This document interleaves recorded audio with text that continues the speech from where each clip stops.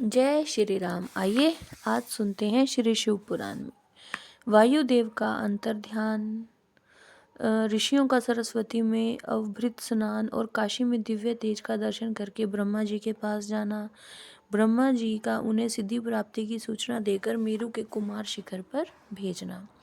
सूत जी कहते हैं, इस प्रकार क्रोध को जीतने वाले उपमन्यु से यदुकुल नंदन श्री कृष्ण ने जो ज्ञान योग प्राप्त किया था, उसका प्रणत भाव से बैठे हुए उन मुनियों को उपदेश देकर आत्मदर्शी वायुदेव सायंकाल आकाश में अंतर्ध्यान हो गए। तदंतर प्रातःकाल नैमिषारण्य के समस्त तपस्वी मुनि सत्र के अंत में अवभृत स्नान करने को उद्यत हुए।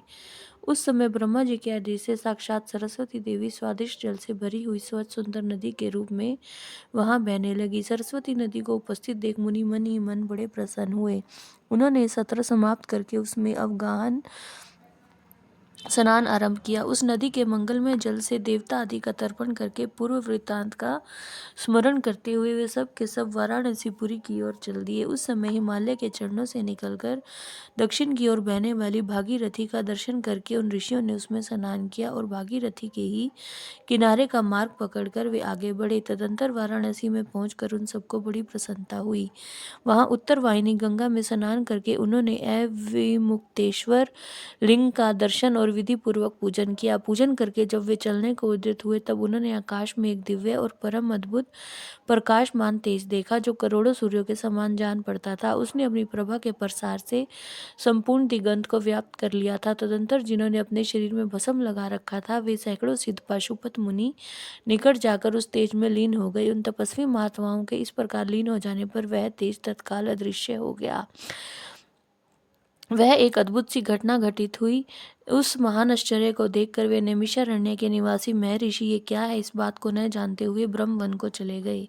इनके जाने से पहले ही लोक पावन पवन देव वहां जा पहुंचे। उन्होंने नैमिषारण्यवासी ऋषियों का जिस प्रकार साक्षात्कार हुआ, जिस तरह उनसे उनकी बातचीत हुई, उन ऋषियों की शुद्ध बुद्धि जिस प्रकार पार्षदों सहित शाम सदाशिव में लगी थी, जिस प्रकार उन यज्ञपरायण ऋषियों का वह दीर्घकालिक यज्ञ पूरा हुआ था, ये सारी बातें जगत सृष्टा ब्रह्म योनि ब्रह्मा जी को बताई। फिर अपने कार्य के लिए उन्होंने आज्ञा लेकर अपने नगर को चले गए। तदंतर अपने स्थान पर बैठे हुए ब्रह्मा जी गान की कला में परस्पर स्पर्धा रखने और विवाद करने वाले तुम्बरु और नारद के गान जनित उस रस का आस्वादन करते हुए वहां मध्यस्थता करने लगे। उस समय वे गंधर्वों और अप्सराओं से सेवित और सुखपूर्वक बैठे थे।